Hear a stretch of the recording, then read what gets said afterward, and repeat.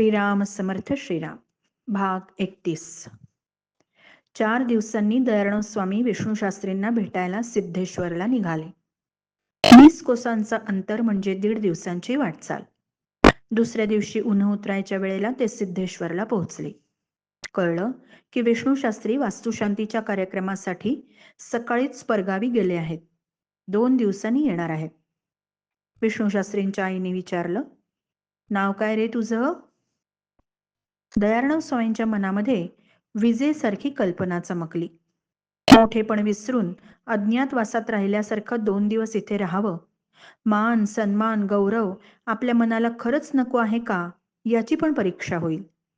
पांडवांची वनवासापेक्षाही जास्त कठोर परीक्षा अज्ञातवासाच्या 1 वर्षामध्ये झाली. पांडव त्या परीक्षेला उतरले. आपण त्या परीक्षेला उतरू शकू का? दयाळराव स्वामींनी मान खाली घालून नम्रपणे उत्तर दिलं, माझं नाव नरहरी. कुठून आलास? आंबेजोगाईहून. काय करतोस? गोविंद स्वामींकडे अध्ययन करतो. विष्णूशास्त्रींच्या आईनं दयाळराव स्वामींना डोक्यापासून पायापर्यंत न्याहाळलं आणि विचारलं, कोणत्या गावचा रे तू? तिकडे लांब कराडजवळ कोपर्डे गाव आहे तिथला. घरी आईवडील असतील? नाही, दोघेही नाहीत. नाही? अरे रे, मग भाऊ भाऊजय काका काकू कोणी असेलच की? नाही, सख्ख कोणीच नाही. नाही? अरे रे, ईश्वराची करणी. बरं, घरदार शेती वगैरे काही आहे का? काहीच नाही. अरे रे रे, लग्न झालंय? होय, 2 मुलं आहेत. होय, 2 मुलं आहेत. बर, काय शिकलायस? पौरोहित्य, याज्ञिकी काय काय येतं? गोविंद स्वामींना भेटल्यावर जे उत्तर दिलं होतं तेच दयाळराव स्वामींच्या मुखातून बाहेर आलं. एक जड मूढ अडाणी गोळा आहे. अजून शिकतोय. पोट भरायच्या चिंतेमुळे धड अभ्यासही होत नाही आणि कालगतीमुळे आचार धर्माचं पालनही नीट घडत नाही. हे उत्तर ऐकून विष्णूशास्त्रींच्या आईच्या हृदयामध्ये दया, सहानुभूती, करुणा दाटून आली. मायेने विचारलं, पोटापाण्याचं कसं रे करतोस? योगेश्वरीच्या देवळात एका ओवरीत राहतो. कोरांना भिक्षा मागून खातो. त्या चुकचुकल्या. गरीब अनाथ विद्यार्थी दिसतोय असं त्यांना वाटलं. म्हणाल्या, शास्त्री बुवा 2 दिवसांनी येतील, राहा तोवर इथेच. दयाळराव स्वामींनी पडशी ठेवली. विष्णू शास्त्रींची आई म्हणाली, 2 दिवस झाले कामाला कोणी हाताखाली नाही. आम्हा दोघींचा जीव अगदी उबून गेलाय. थोडी कामाला मदत करशील का? ते म्हणाले, हो हो, का नाही. अग्निहोत्री ब्राह्मणाच्या घरी सेवा करायची संधी पूर्वपुण्याईनेच मिळते. काय काय करायचं सांगा, आत्ता लगेच कामाला लागतो. विष्णूशास्त्रींच्या आईने सुटकेचा निश्वास टाकला. म्हणाल्या, देवच पावला म्हणायचा. आज सोवळ्याचं पाणी भरायचं राहिलंय. आमचा नेहमीचा ब्राह्मण कालपासून कुठे बेपत्ता झालाय कोण जाणे. पाण्याचा फार त्रास आहे इथे.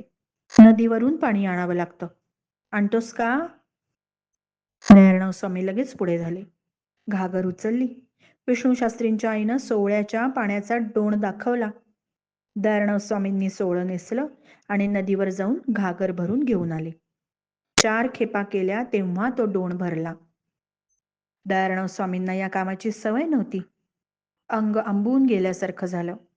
पण त्यांचं मन म्हणालं, हीच तुझी परीक्षा आहे, निर्धाराने करीत राहायचं. पाणी भरून झाल्यावर विष्णूशास्त्रींची आई म्हणाली, पूजेची उपकरणं तेवढी घासून देतोस का रे? दमला नाही ना?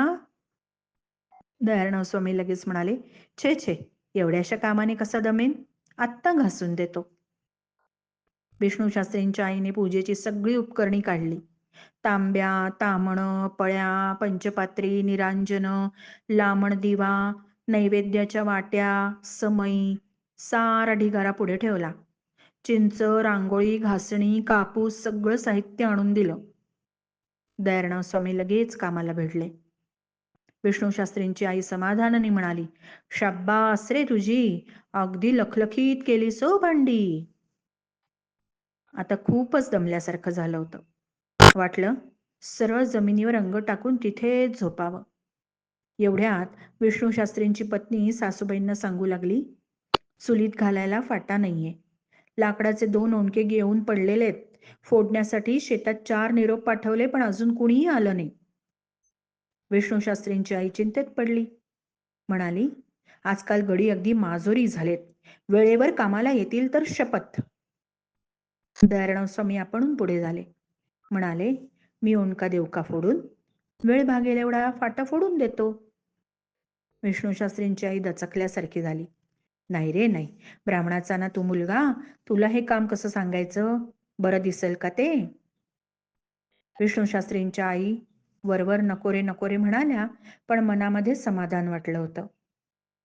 दयाराम स्वामी उठले. त्यांनी कुऱ्हाड उचलली आणि एक ओंडका ते फोडू लागले. लहानपणी असं काम केलं होतं, पण अलीकडे बऱ्याच वर्षात ते करण्याची वेळ नव्हती आली.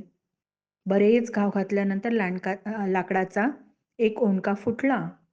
त्यांनी चिरफाळ्या केल्या, चुलीत जातील असे ढलपे काढले, पण गाठ फुटेना. दयाराम स्वामी घाव घालून घालून घामाघूम झाले. कुऱ्हाड धरलेल्या जागी तळहातावर खूप दुखायला लागलं, पण गाठ काही फोडता येईना. आतून विष्णूशास्त्रींची आई पाहत होती. तिचा जीव कळवळला. मायेने पुढे आली आणि म्हणाली, अरे राहू दे ती तशीच गाठ. शेतावरचं कोणी येईल ना तेव्हा घेईन मी फोडून. दयाराम स्वामींना वाटलं, अहंकाराची गाठ फुटायला कठीण असते. फुटता फुटत नाही. ही लाकडाची गाठ फोडू शकलो तरच अहंकार ग्रंथी फुटेल. आणि हा विचार मनात आला आणि त्यांनी अगदी जीव खाऊन त्या गाठीवर आणखी 4 घाव एका आवेशानं घातले. तरीही गाठ फुटेना. दयाराम स्वामींना वाटलं, यातही देव काही शिकवतोय. मी गाठ फोडली हा अहंकारच नाही का? माझा अहंकार गेला असं वाटणं हा सुद्धा अहंकारच असतो ना. त्यांनी स्वतःचा आवेग आवरला. गाठ बाजूला सारली, घाम पुसू लागले. हे सरपण 4 दिवस पुरेल. राहू दे गाठ तशीच. विश्रांती घे बरं आता. फारच दमलास हो. जेवायचं झालं की हाक मारते. नाही आई, मी परान्न घेत नाही. माझं मी शिजवून घेईन. अरे, अग्निहोत्री ब्राह्मणाचं घर आहे. वैश्वदेव असतो आमच्याकडे. वैश्वदेवाचं अन्न म्हणजे शुद्ध पवित्र अन्न. लांबून लांबून त्यासाठी लोक येतात. अग्नीचा प्रसाद म्हणून घेतात. नाही आई, माझं व्रत आहे. माझ्या गुरूंच्या घरी देखील मी अन्न घेत नाही. मग देवापुढे ताट प्रसाद म्हणून ठेवते, नैवेद्य दाखवते आणि तो प्रसाद देते. नाही आई, प्रसाद म्हणूनही मी अन्न स्वीकारत नाही. मग निरुपाय आहे. तुला पाकाची सिद्धता करून देते. घे शिजवून तू तुझं. आधी थोडं दूध आणि केळी देते, तेवढी घे. दयाराम स्वामींनी दूध आणि केळी घेतली आणि माडीवर जाऊन झोपले. क्षणात गाढ झोप लागली. जेवायला उठायची देखील शुद्ध राहिली नाही. जाग आली ती एकदम दुसऱ्या दिवशी सकाळीच. खाली विष्णूशास्त्रींच्या पत्नी घर झाडत होत्या. दयाराम स्वामी पटकन पुढे झाले. त्यांच्या हातातून झाडू घेऊन स्वतः घर, अंगण सगळं झाडून घेतलं. दोघी जणी जमीन सारवायला शेण कालवू लागल्या. स्वामींनी पुढे होऊन तेही काम हातात घेतलं. दोघीही नको नको म्हणत होत्या, पण मनातून त्या सुखावल्या होत्या. दयाराम स्वामींनी सगळं घर छान सारवून काढलं. बैठकीच्या खोलीतील भिंती सारवल्या. बैठकीची जागा थापटणं घेऊन चांगली थोपटली, सारखी करून घेतली आणि मगच सारवून घेतली. तिसऱ्या दिवशी संध्याकाळी विष्णूशास्त्री आले. घर आणि भिंती सारवलेलं. बैठकीची जमीन थोपटलेली पाहून ते एकदम चकित झाले. कुणी केलं हे इतकं सगळं? विष्णूशास्त्रींची आई समाधानाने म्हणाली, अरे, गोविंद स्वामींनी एक विद्यार्थी पाठवलाय.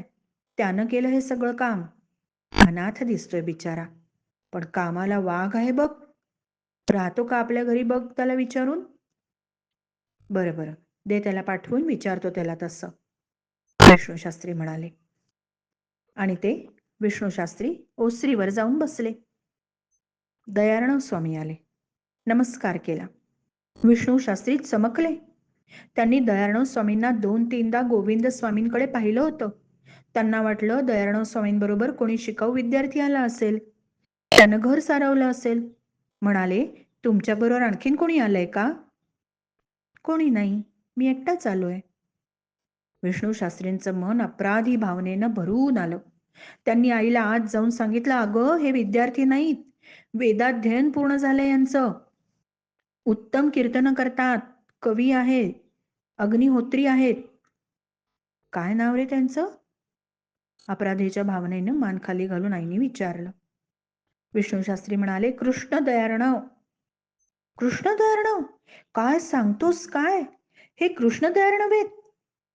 विष्णू शास्त्रींची आई आणि बायको दोघी बावचळल्या. त्यांनी कृष्ण दयार्णव हे नाव ऐकलेलं होतं. आम्ही काय काय कामं सांगितली त्यांना. पाणी भरणं काय, पूजेची उपकरणे घासणं काय, लाकडं फोडणं काय, घर सारवणं काय. दोघींच्या डोळ्यात शरमेनं पाणी भरून आलं. क्षमा तरी कोणत्या तोंडानं मागायची काही कळेना. पण दयार्णव स्वामींच्या चेहऱ्यावर काहीच झालं नव्हतं. विष्णू शास्त्रींकडून उत्तर मानस यात्रेची सर्व माहिती घेऊन यात्रेचा आराखडा तयार करून घेऊन दयार्णव स्वामी परत निघाले. निघताना त्यांनी विष्णू शास्त्रींच्या आईला वाकून नमस्कार केला. तेव्हा तिला वाटलं, धरणी दुभंगेल, आपल्याला पोटात घेईल तर बरं होईल. एका आवेगानं ती पुढे आली, दयार्णव स्वामींच्या पाया पडली आणि म्हणाली, बाळा, अरे बाळा, तू एवढा थोर महात्मा आहेस, आम्हीच तुझ्या पाया पडायला हवं रे. तुझे आशीर्वाद घ्यायला हवेत आम्ही. दयार्णव स्वामींना निरोप द्यायला विष्णू शास्त्रींची आई दारात येऊन उभी राहिली. तिच्या डोळ्यात अश्रू होते, पण ते अश्रू दुःखाचे नव्हते. थोर संतांचं दर्शन घेताना शुद्ध मनाच्या भक्तांच्या डोळ्यात जे भक्तिभावाचे अश्रू उभे राहतात ना, ते अश्रू होते. श्रीराम समर्थ श्रीराम.